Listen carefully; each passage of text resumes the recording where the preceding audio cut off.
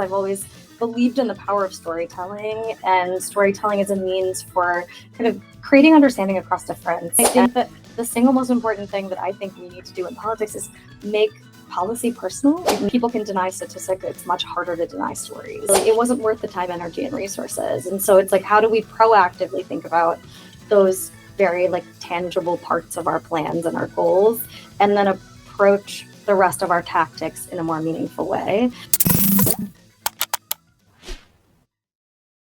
Hey y'all, welcome to another episode of Hello Merge Tag, a podcast about social media, politics, and where they intersect. We check in with candidates, consultants, strategists, and more to find out what's working and what's not in the political digital world. I'm your host, Josh Clemens of Reverbal Communications. We help progressive campaigns and organizations win the internet. Have questions you want answered on the pod? Have a guest or topic recommendation? Just want to say hey?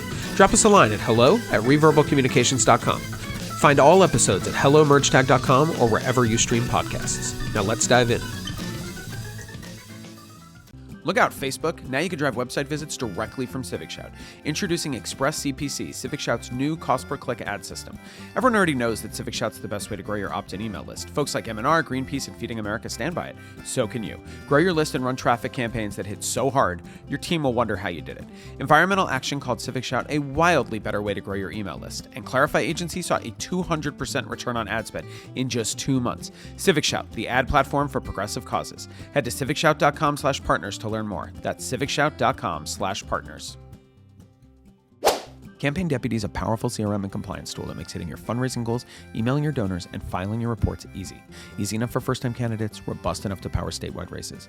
It's built by progressives for progressives, and unlike some platforms, it's not VC or private equity backed. Just accessible technology made to help you hit your fundraising goals. Whether you're sending to a list of 1,000 or 10 million, their responsive team will be there to support you, with over 70% of tickets receiving a response within 1 hour. Already trusted by over 900 campaigns across the country, from school board to Congress, Campaign Deputy makes it simple to raise the money you need to power your movement. Learn more at campaigndeputy.com. Hey y'all, quick note before we dive in. If you're enjoying this podcast, please consider leaving a review on Apple, Google, or wherever you listen. We're also putting every episode on YouTube now, so if you prefer your digital deep dives with video, head on over that way. You can find all links plus lots more at hellomergetag.com. And if you're already watching on YouTube, hey, apparently I am legally obligated to say, please like and subscribe. So go ahead and do that. Okay, thanks, y'all. Back to the show. Garima Verma is a strategist and storyteller who bridges the worlds of culture, politics, media, and social change. With over 10 years of experience spanning entertainment, political campaigns, and impact organizations, she specializes in transforming visionary ideas into actionable strategies, impactful programming, and compelling narratives on and offline.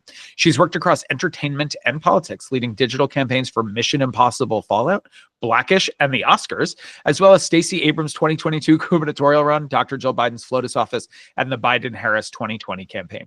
Today, she partners with mission-driven leaders and organizations from the D-Trip to GoFundMe to help them be more strategic online and maximize their impact in the digital age. So first of all, thank you so much for joining me here today. I'm super excited to have you on.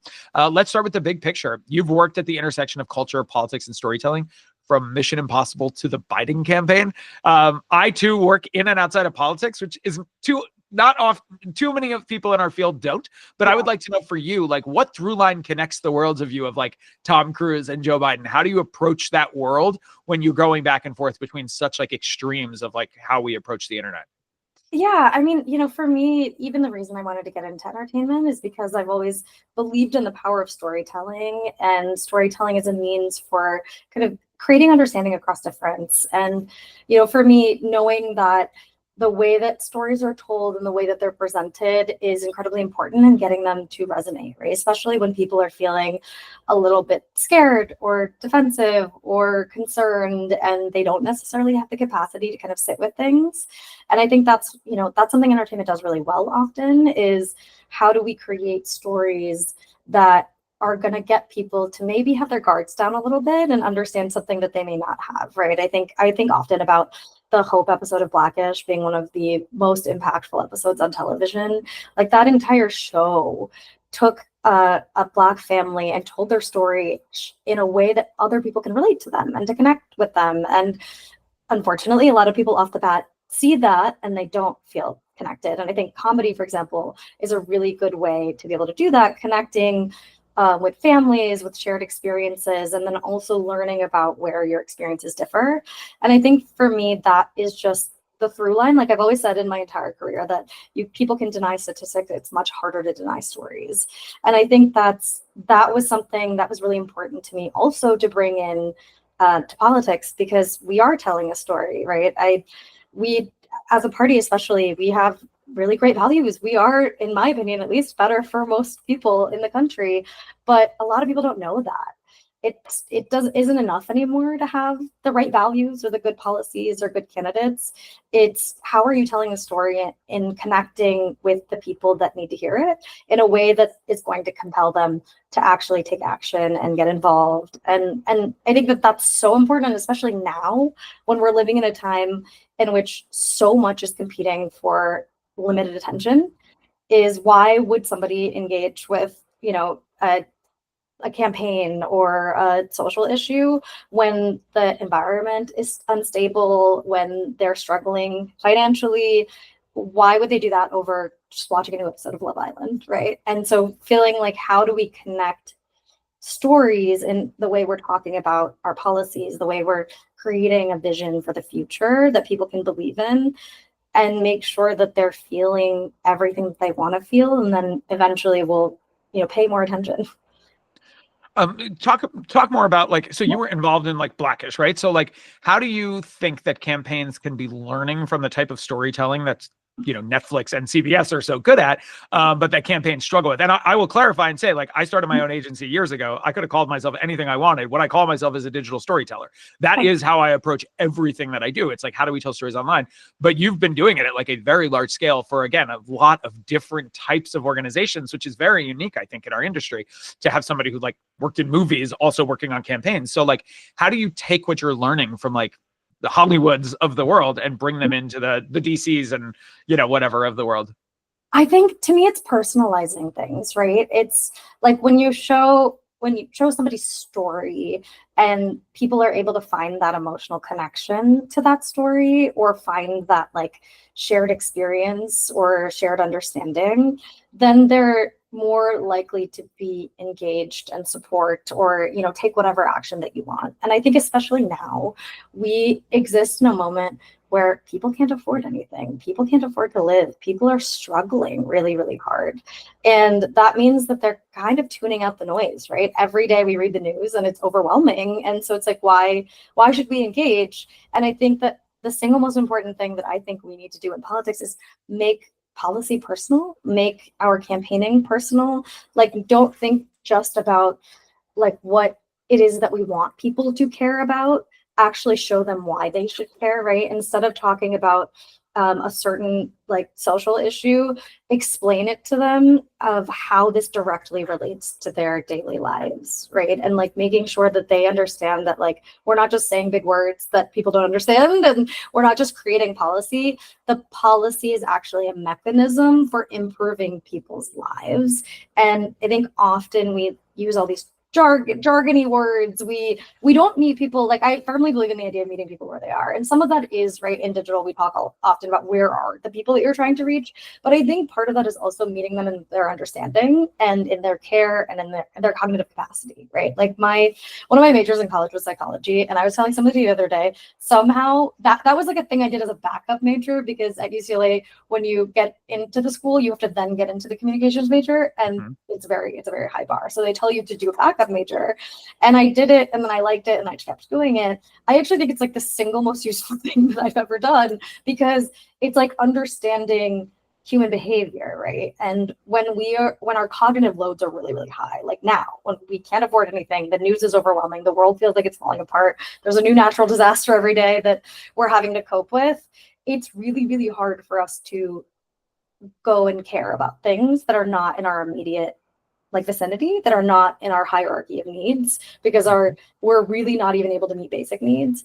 And so we need to show people how our stories and our policies are meeting their basic needs and actually making them feel seen, right? Like, it's even, I remember working on Fresh Off the Boat and showing my parents this like clip from the show, and they were like, are we sure they're not Indian?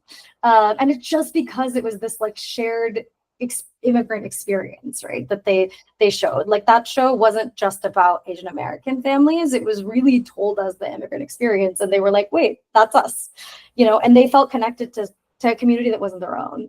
And I feel like, how do we connect all of our policies and things that we want to do directly back to people's lives? Like, I think often, in Georgia, our like launch kind of tour that we had, For Stacey Abrams. For Stacey Abrams, yeah, sorry. Okay. And like one of the first stops we had was at a hospital in Cuthbert, Georgia, and the hospital had closed in 2020. And we heard the story about this woman who had lost her aunt, who shouldn't have lost her aunt, right? Because the closest hospital was in the next state. And she told us the story. And I think that to me was like the driving force of everything that I held with me the rest of the campaign. Because to me, it was like, we shouldn't just talk about Medicaid expansion. We should talk about how her aunt would have lived. And she would still be here with us today if that hadn't happened, right? And then that connects emotionally with people, but it also makes them feel seen, because it's like, yeah, my relative didn't get the care they needed because I couldn't get to a hospital. Or so like, what does it mean for us to expand Medicaid, and how does it relate to people's stories? On a scale of 1 to 10, how good is the Democratic Party at doing what you're talking about, in your opinion? I don't want to assign a number. That's fine. Are they in the top half or the bottom half, as you see? Definitely in the bottom half. Okay.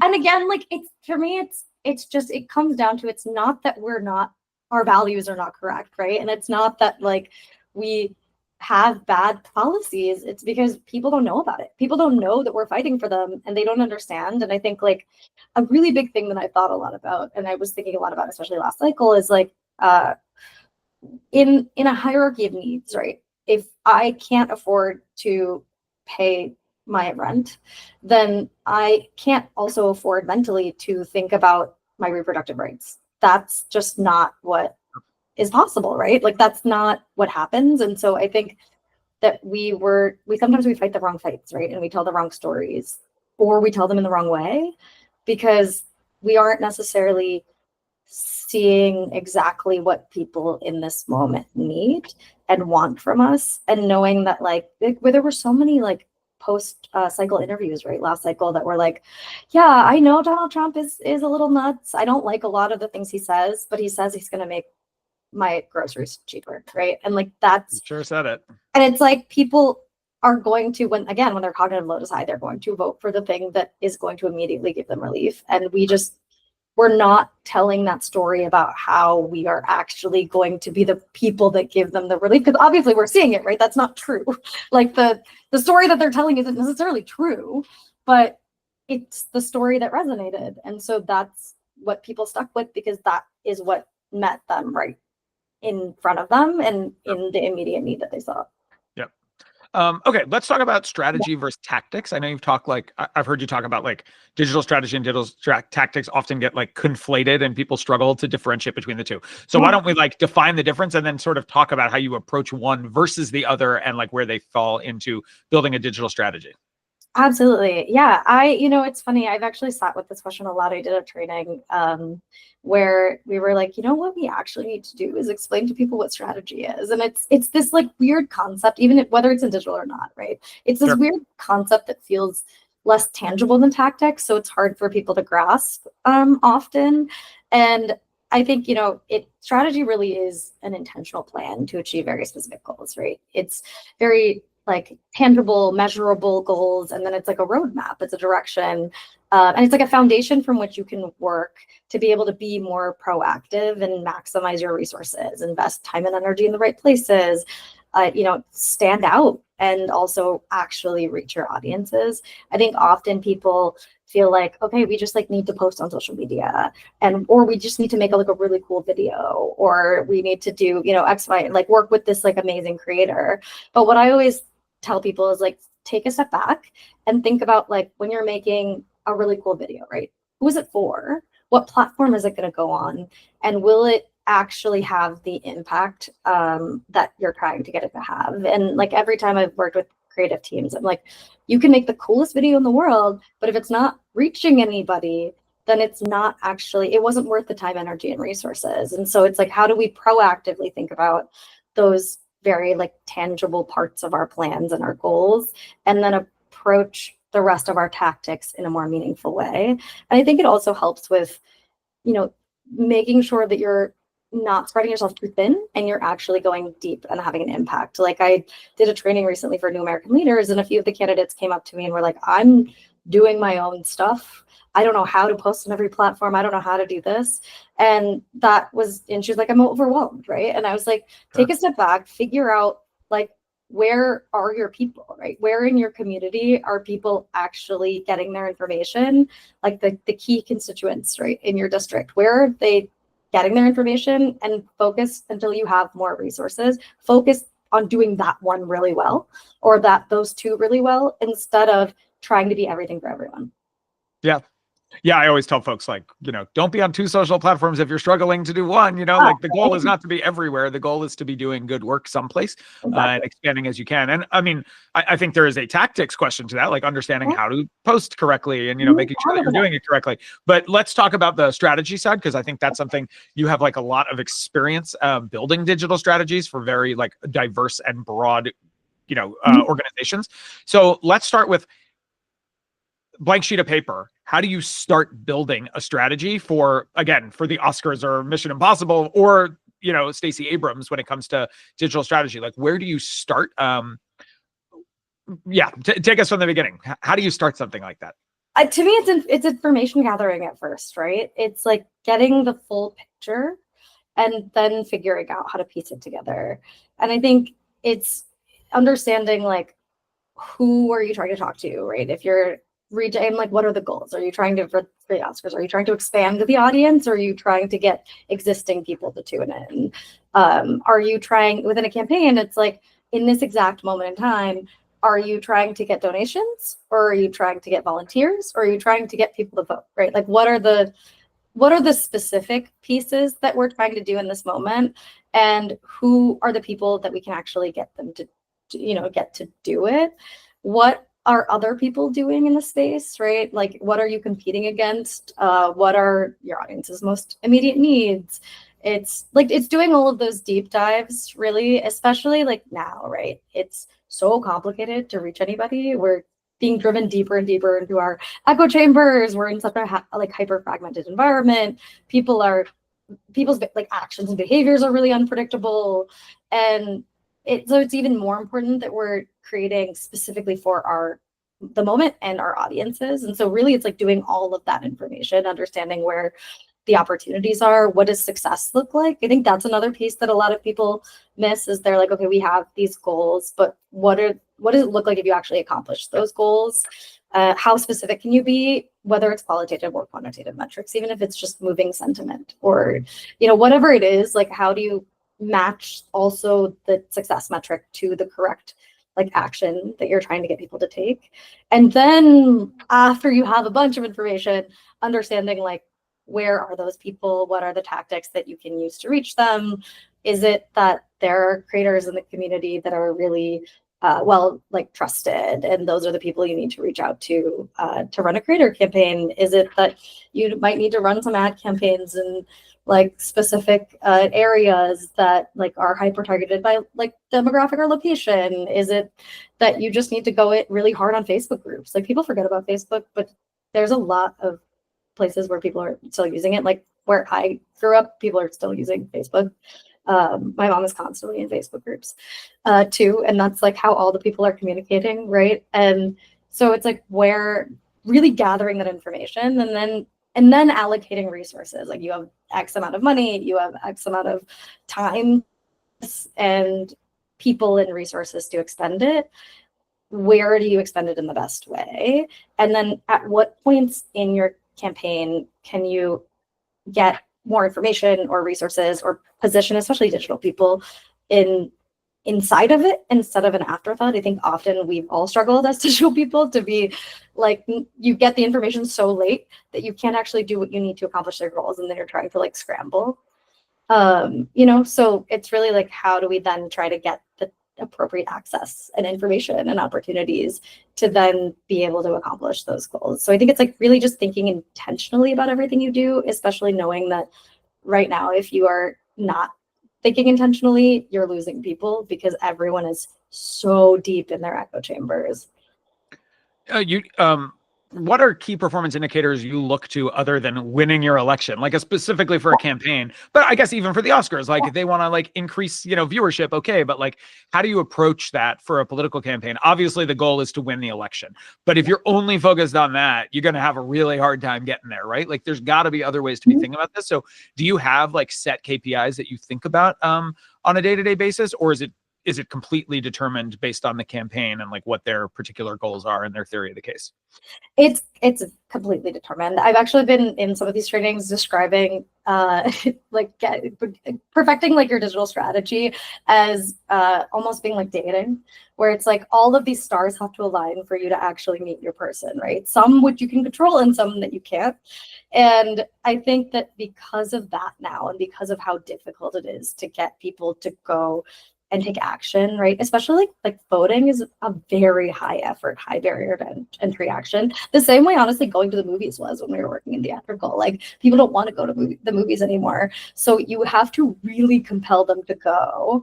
And so it really depends on the circumstance of the campaign, of the district, of the moment we're in, of the type of audiences that you need to move, right? But what I do think about often is what are the series of smaller actions that we can get people to take that will then ultimately make it so that voting feels like less of an action, right? And it can be as small as, and again, it depends on like how much name ID does the candidate already have? How much engagement do they already have? Are they starting from scratch? Do they already have donors? Like, what does that look like?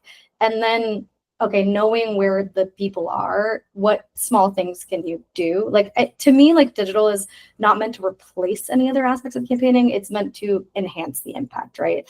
Like if your goal right now is to get volunteers because you're really early on, like you can go and get warm leads by looking at your DMs, right, on your social accounts or the people that are frequently commenting. And then you're more likely to get people to actually come and volunteer because they've already taken that smaller action of DMing you or engaging with your social accounts.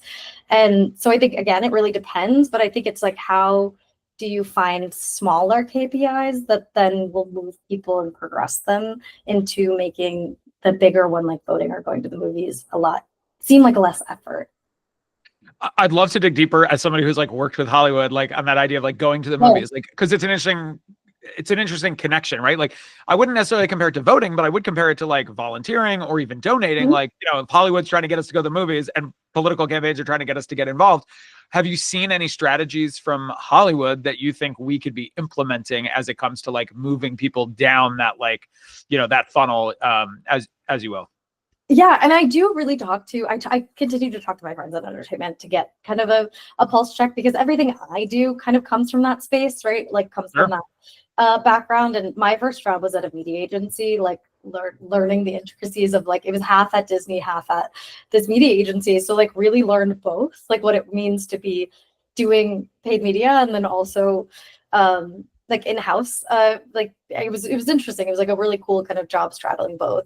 And so I still talk to a lot of them. And I think that they're being much more like tailored and focused with the way that they're expending their resources, right? Or like strategic. There are still things, my friends in entertainment say that they wish they had more of, right? But they do have a lot more intentionality with the way that they're targeting specific audiences, with the way that they're expending resources, and also the way that they're like message testing and understanding that, people don't read messages or perceive messages in isolation. They perceive them in the context, right? Where they're seeing it, what they saw before and after, who they're seeing it from. Is it a video? Is it a podcast? Like, what is it? Like the format matters. And so they are doing a lot more of that, like in context message testing, which we don't do a ton of. And they're we being political campaigns. Well, we being political campaigns, yeah. We often do, right, like isolated message testing that's not within context, and I think that has value. But in this fragmented world, it's important that context is also like resonating right across audiences, and so they're doing a lot more of that. Like I think a really big kind of indicator of this is like Netflix is rolling out a new interface, right, for the first time. I think since their founding. Don't quote me on that. I mean, But DVDs, I guess, was the first interface, but okay, since going like, streaming, I didn't know that. Like, walk us through. What's it going to look like? What are so they changing? I actually haven't gotten it yet, but my friend did, so I actually explored it. I've read about it, but I actually explored it. It's extremely tailored to your needs. Like, they already were doing stuff, right? They were already the key art that you see. Yeah, I knew like, that. They show actors based on who they think you'll be most interested in, right? Like, which is like a wild way to think about like consuming movies and TV shows, is like some random, like literally I'll sometimes see like a random background character and they're the one on the cover. And it's like, okay, I guess, I like The Office. So there's Jim, whatever. Sometimes you feel deceived, right? Where you're like, that person was in one scene. Right. I mean, literally I've had that happen. Yeah, but like, right, it's kind of interesting because there was already like a little bit, they were even when I was in their time, I remember like learning about how they had dynamic banner ads, and that was something we weren't doing yet, right? And they've always been kind of a little bit ahead of that. And they're now, it's meant to be a personalized hub, right? It's like more hyper tailored recommendations. Like, you're not even necessarily always going to see everything everyone else sees. It's the way that, right, like, algorithms are built for time spent on platform. And so they want to serve you content that you're interested in and will engage in, so you stay on their platform. That's my theory of what they're trying to fix, right? That sometimes we all spend so much time scrolling trying to find the right show or movie that we then give up and go somewhere else. But if your home page now is hyper tailored to your interests, and it's not going to serve you just the top stuff, it's going to serve you actual really deep recommendations by category and things like that, then you're more likely to actually find something that you want to watch without effort. It's going to feel more like TikTok. Yeah. I think again, don't quote me on this. I think I saw somewhere that that they said in their announcement that they want to be more like TikTok. Interesting. Yeah, I mean, I totally get it. Like, why not show me things that I want to watch instead of, like, I don't care what the top 10 shows are on Netflix if they know that 9 of them are not going to be interesting to me. And it's true. How many times have I spent like searching for something on Netflix, found nothing, and just turned it off, like, which obviously is like, they hate to see it. It is what it is. No, it's really interesting. So, and okay, can you talk about how you ensure that digital is woven into every part of a campaign, like as folks are developing these strategies? And I think like movies, it's interesting, but also campaigns, obviously, like we have policy, we have field, we have comms, like digital has to like play a role in all of that. And I assume like in movies as well, but how do you help organizations make sure that digital is like assisting in every component of their larger program? If I'm totally honest with you, almost every digital person I talk to feels like they have never gotten the kind of information, access, integration that they needed to succeed. And I can say that I feel the same way. And I think it's like a few things that are interesting, right? Is like one, and this is something I've actually been working with people on, is when I started in digital, you had to be a generalist, right? Like, that just was the case. You had to do everything and people didn't really know what it meant. So you really did a lot of stuff, right? And now people are hyper specialized, which is really cool and like really awesome that people know a lot about creators or a lot about paid or a lot about email or a lot about social. But because of that, often like people can't see the bigger picture of how they all need to work together and then how they need to work within a campaign. And so as much as I can try to get people to think about, how, if there's like a big moment, that usually I'll take like a big moment, right? If there's a big moment for your campaign, if there's a big policy launch that is going to be really important in your district, like even from the early stages, how do you talk to your digital team and like with your policy team and understand that, right, so much is timely. We know how quickly things get lost. So how do you make sure that this policy launch, like maybe the digital team can give you a sense of what is going to be timing, like conversationally, where this is going to like land more because it's going to be relevant to the thing that you're talking, you want to talk about. Then as you're going through and writing out the policy, can you work with them to figure out early on how to adapt that into messaging that will work for the website, work for different digital platforms work for your ads, and then also like test things out. Like that's one thing I really like telling people too, right? Is it takes a really long time for us to get focus groups or polling data back. Digital gives you real time information. Like it's so cool. Like that's amazing. And it's also a really interesting way to then in that policy launch, once you figured that all out, how do you test out what pieces of it are resonating and where and with whom? And then you can use that to one, reach more people, to like maximize the the impact of it and reach of it. And then also you can take some of those learnings and put it in your next speeches or help it shape your next event.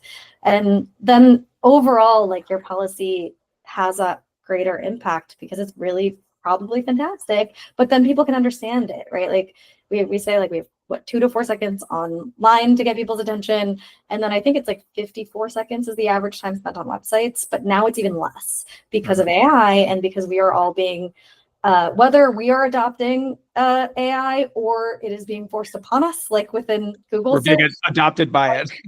Or like we're right. It's kind of here whether we like it or not. And right. There have been a lot of studies recently showing that people are clicking on websites less because they're just reading the summaries. Getting the summary. Yeah. And so now it's like, how do we make sure that the language on the website is going to be something that gets pulled into those responses? Or if somebody sees something or hears something at a speech and they go to the website, they can very quickly find the information that they need. It's not hard to sift through. And then it just overall that has a greater impact, right? It makes it more accessible for people. I mean, like even like an anecdotal example, like I was canvassing for Zoran's campaign in New York City, and if people had like if I was people don't like talking to strangers, especially in New York, but like nobody wants to answer the doors, nobody wants to talk to strangers, like everyone's just kind of like this, right? But if I I'm just a persistent person, and if I went up to somebody and I'd said his name and they were like, oh, I saw a video of him online, they were more likely to stop and talk to me and like want to learn more, right?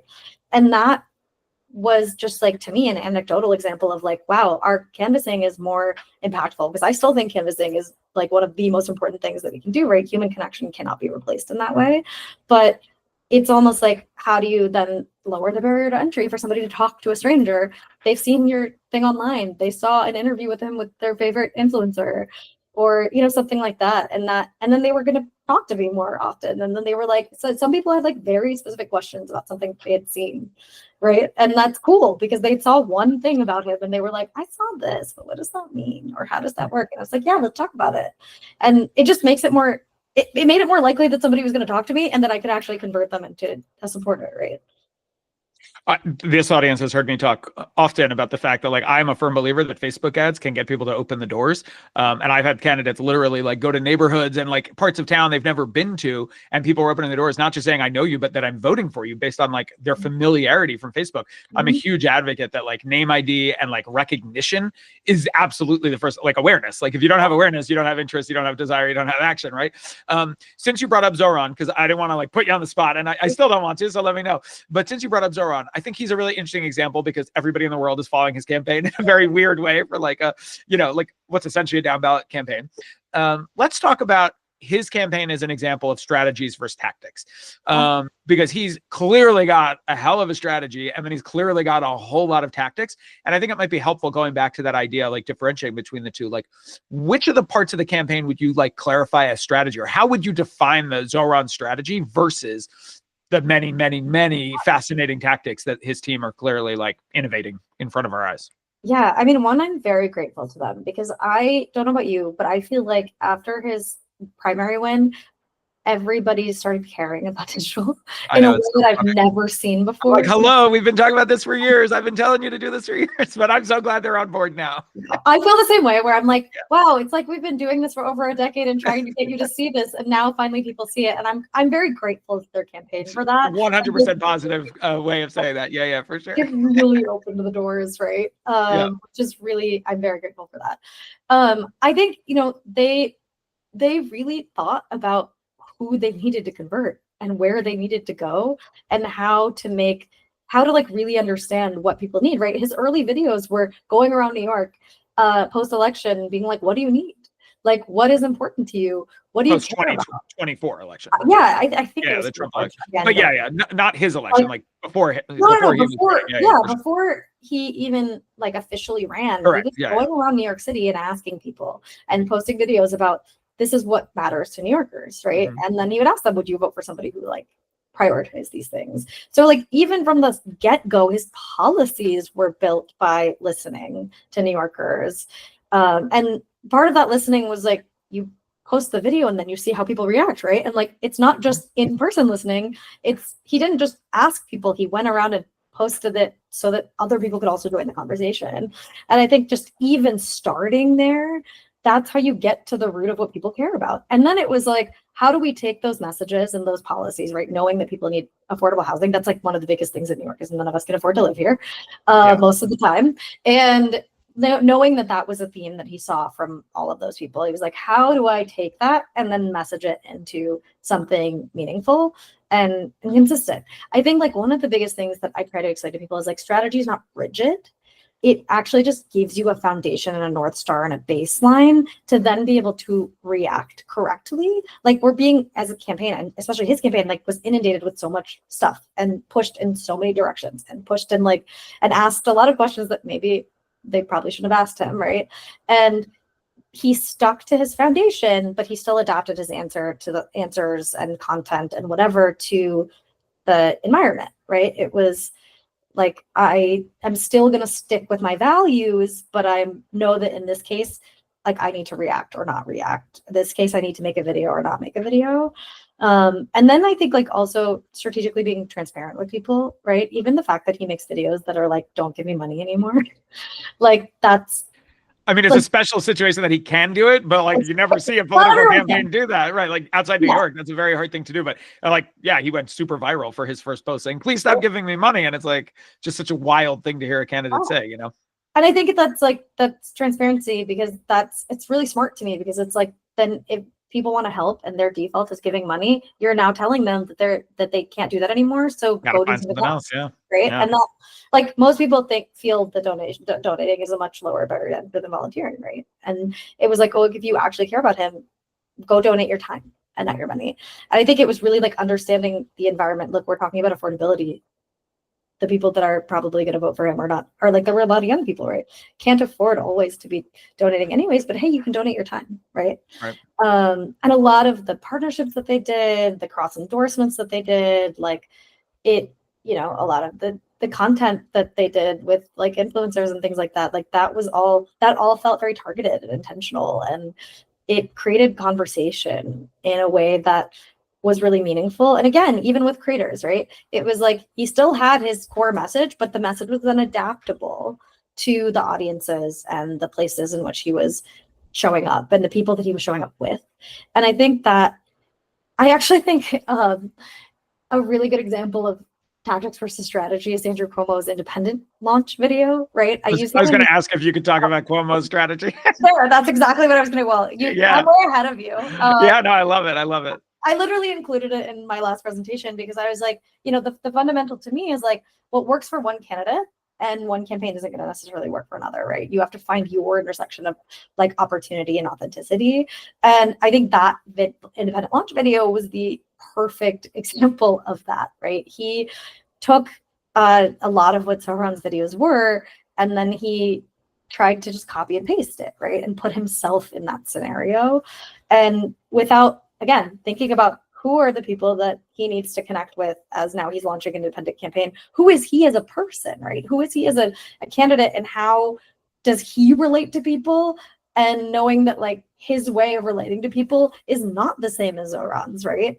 And so literally taking Zoran's concept of walking around and meeting people in the community didn't work for him. It was awkward. It was uncomfortable. And like all the interviews before he launched, he was like, you know what I've learned I need to do social media. And I think that's what people do, right? They're like, now what the learnings they're taking from Zoran's campaign is like, oh, we need to do social media, but they're wanting to copy and paste it. And you see this example right here where, Andrew Cuomo Zoran did the video where he walks fully down all of Manhattan. And that's, I would say, the closest one-to-one with what Andrew Cuomo's video was. And he's walking in a similar block. Like, we live in New York, we can identify, like, every time I watch a movie, I'm like, oh, that's there. Oh, I wonder what like neighborhood this is in. Because like we all big here, right? And you can kind of see it. His is just kind of in a similar neighborhood. His interactions with the voters are uncomfortable and awkward and not warm and authentic and enthusiastic. And there is a way for him to do digital that could work for him as a candidate with his relationship to the city and understanding of the city and the things that he cares about. But instead, like he went and did the tactic, right? He was like, I need to do more social media, but he didn't think about it strategically and probably spent a ton of time and money and energy on a video that frankly just got dragged on the internet because it is not good. Yep. It's just so I talk often about how, like, for candidates, like, you're not a superhero, you're a megaphone. Mm-hmm. And I wound up writing a blog post and doing a YouTube video about using the Zoran versus Cuomo, like, video programs, because what most people miss about Zoran, like, yes, they see video, but video was actually never the point. It was the tactic. The strategy was lifting up other people's voices. And he literally, I've never seen a candidate do such a good job of being a megaphone for the people they want to serve. And he literally was saying, what are your issues? How can I listen to you better? Whereas Cuomo was all about him. If you watch so many of his videos of people coming up, love you, man. I say in my blog post in the video, like, I'm sure Zoran could break the freaking servers of Twitter showing videos of people saying they love him, but he never shows any of that because it's not the point. He doesn't need to be the star of the show. Instead, he's the one, like, lifting up the microphone for the people. And I think that is, like, Cuomo completely missed that. He thinks video was the strategy. Video was the tactic that lifted up the strategy. So exactly, right? Like, and I think that when people think about tactics, they just think about posting on social, but there's content strategy and tactics, and there's like more of that, like, execution, like implementation, like there. And especially now, right, like, again, the moment that we're in, there's significant distrust in our institutions, in like our political parties and our government. Like, I think there was a Pew study that was like 85% of Americans don't think elected officials care what people like them think, right? And so he met the moment. It was like, people don't think that the government can work for them. People don't think that their elected officials actually care what they think. And so he took that and was like, I'm gonna show you that I care, and I'm gonna show you that I'm one of you. Like, that's one of the biggest things I think I've been telling candidates that I've been working with is because people don't trust parties or politicians or government anymore. How do you show people that you are one of them, that you are from there, right, from your district, that you are like actually listening to them and have their best interests at heart? And that's how you win, right? We can't win anymore by just campaigning as a party or campaigning on party values, because people don't trust us anymore. People don't trust people. I mean, but that's like true of like the news too, right? Like, people don't trust information anymore when it comes from like news networks and editorial platforms that they used to. They trust individuals and they trust people, and that's like, even that, it's like there is generally a distrust overall of any kind of institution and system. And there's trust in individuals. So how do you create a vision of the future that people can believe in and show them that you're one of them and that you care about them, like Zoran did? It's like, oh, I'm from here. I like grew up here. My story is the New York story. And I care about what you think. I know that it's expensive to live here. I know that, it's the greatest city in the world that has a lot of potential, but only if our systems and our government are able to help you reach your potential. And I think that is like such a beautiful thing. It's like he became a trusted figure. It wasn't necessarily just him as the Democrat that's running, right? Right. If folks listening to our conversation take just one thing away from it, what would you want it to be? From Zoran's campaign or just in general? No, from you, from this conversation. Yeah, like, what's the one thing people should be thinking about when they're developing a digital strategy, when they're differentiating between strategy and tactics, when they're trying to figure out how to navigate like building trust and raising name ID in order to be like taken seriously when they knock the door? Like, what's like, and it doesn't have to be one, you could give us three, but like, what do you want people to do actionably, like walking away from this conversation? Absolutely. So I always tell people that my passion in life is making people more strategic. And it's because, again, strategy is this abstract concept. And I think that one of the most important things I think for people to understand is that we live in a complicated media environment where the same person in the same household is not even getting their information from the same places or the same people. Yep. We are living in this environment in which we used to be able to have a linear path from awareness to action, right? Now, I think Google's new study said it looks like a pinball machine. People are unpredictable. Getting them to do anything is very, very hard. And all of that means that if you aren't being strategic, you're not playing to win. If you aren't investing, like we have limited resources, right? We're in a poor economic time, which means that it's more important than ever to invest your resources, time, and energy into the places where it's actually going to work. And I think that that is the most important thing, is that take a beat, think about how, where, why, what, right, you need to be doing, and then execute and take action. Be more proactive so that when you do have to be reactive, you already have things in place to be able to guide you and you're not just panicking. Like I think often in politics, right, we're just reacting to the news of the day and trying to figure out what to say, how to pivot, what to do. But if you have that early integration and that early investment in strategy, it makes it easier to handle anything that comes and to also like deploy your tactics or your resources when you need them and actually reach people, actually engage them, and then hopefully move them into action. It's not, you don't get short-term like feedback, right? You're not necessarily like doing the strategy work isn't going to give you a like on a post, but the strategy work will make what you do more impactful, help you actually reach your audiences, and then hopefully win and not waste a lot of time, money, energy that you could be using elsewhere for other things. Anyone you think is doing a great job at digital right now other than Zoran and Andrew Cuomo, of course? Oh yes, 100%. I think we're starting to see it.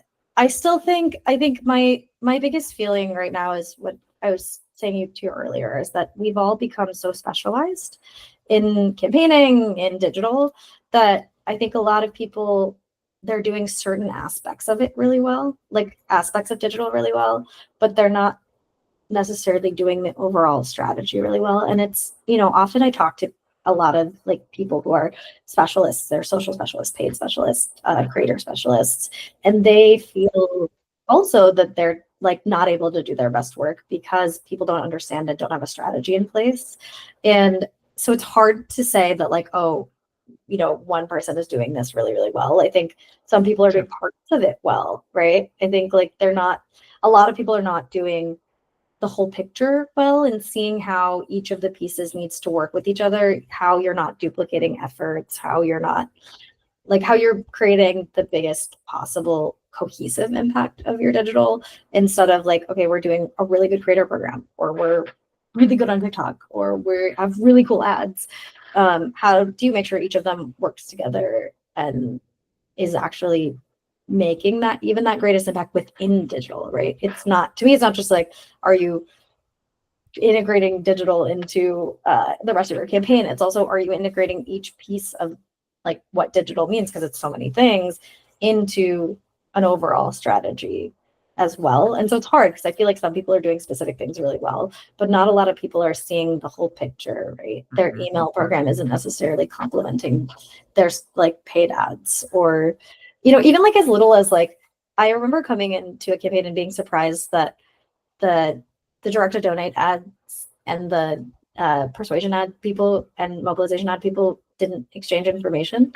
Because, right, like we talk about frequency often, but there's an optimal frequency. You can spam people too much and ask too many things of them. You definitely can. As much as you can not message them enough. Sure. And it's like, but so if they're not talking to each other, the same people are getting a donation message and a mobilization message. And when you're in the GOTV window, you want them to be voting and you want to go hard on the voting message. You don't want to overwhelm them with multiple messages. And so like that kind of thing is where I think it's hard, because it's like, then you might lose people, right, who you had one way or another, because each of the aspects aren't talking to each other. Yeah, absolutely. How can folks keep in touch with you moving forward? If they're looking to develop a better strategy, should they give you a call, or are you looking to meet folks? But mostly, how can folks find you online? Yeah, absolutely. I I guess my email. I don't know. I have a website, but LinkedIn, whatever you want. Up to you. What's your website? Honestly, anything is good. It's my first name, last name .me. Garima Verma.me. And yes, my passion in life is making people more strategic. And so I love to work with people at an individual level. I'm doing like trainings and panels, but then I'm also right now developing like what are long-term kind of systems level solutions that we can create that are scalable and help make this easier, right? Like, is there a way for us to use like AI chatbots to ask people the right kinds of questions to then give them the template that they need? Everybody I talk to, right, mostly we don't have the time, energy, knowledge to be able to build strategy often. So I've been thinking a lot about how do we lower the barrier to entry to campaigns? Like how everyone I work with wants a template, and I'm like, but I can't give you a template because the stars will need to align. And it's complicated, and there's too many considerations. And so that's another thing I've been thinking about is like how do we develop those kind of like longer term solutions where it can be easier and remove the blockers for people to be able to think strategically. If you develop that, or when you finish developing that, come back on the pod and tell us about it. I'd love to hear more about it. It sounds super interesting. Because I agree. Like I worked 30 campaigns last cycle, and no two campaigns have the same exact strategy. I mean, the end goal is always the same. But the process to get there is always different. So the idea of having like a toolkit, like developing my toolkit to figure out like, how do we like figure out what our goals are here today? Like beyond just winning is always something that I'm working on and always looking to improve. So yeah, this was super fun. And like, I think it's a really interesting, again, like I'm very interested in like your background leading to like what you're working on now. I too, like not at the level of like dealing with the Oscars, but like, like working in like corporate world and like nonprofit world and like a lot of other spaces and bringing that into politics, I think makes our party stronger. And I think a lot of folks in our party have just like worked in the party their whole life. And so like we've got to like look outside of it to learn what's working elsewhere. So that's why I'm so excited to have you on. And I really appreciate you coming on. And I'll make sure to have your website in the show notes. Did you want to, is your LinkedIn just your name? I can put that. My last name and then first name. Okay, cool. I'll put that in the show notes as well. Whatever. At some point I'm like, I have a Substack too, if anybody wants to go, but promote it. What's it called? It has nothing to do with this. I write about grief because I think that we don't talk about grief enough, and it is extremely taboo, and it's a lonely experience, especially when you're young. So what's it called? That's also, it's also just my your name. Let me double. I'll just send you all the links. Hold on. Let me look and double. All the links will be in the show notes. It's 0518. Okay. Well, thank you so much for coming on the pod, and I look forward to learning more from you in the years to come. Thank you so much. It's been such a delight, and really happy to be here. That does it for another episode of Hello Merge Tag. Thanks so much for listening. Know anyone who might appreciate this podcast? Please share it with them today. Find all episodes at hellomergetag.com or wherever you stream podcasts. Have questions or want to connect? Drop us a line at hello@reverbalcommunications.com. Until next time, keep on telling your story.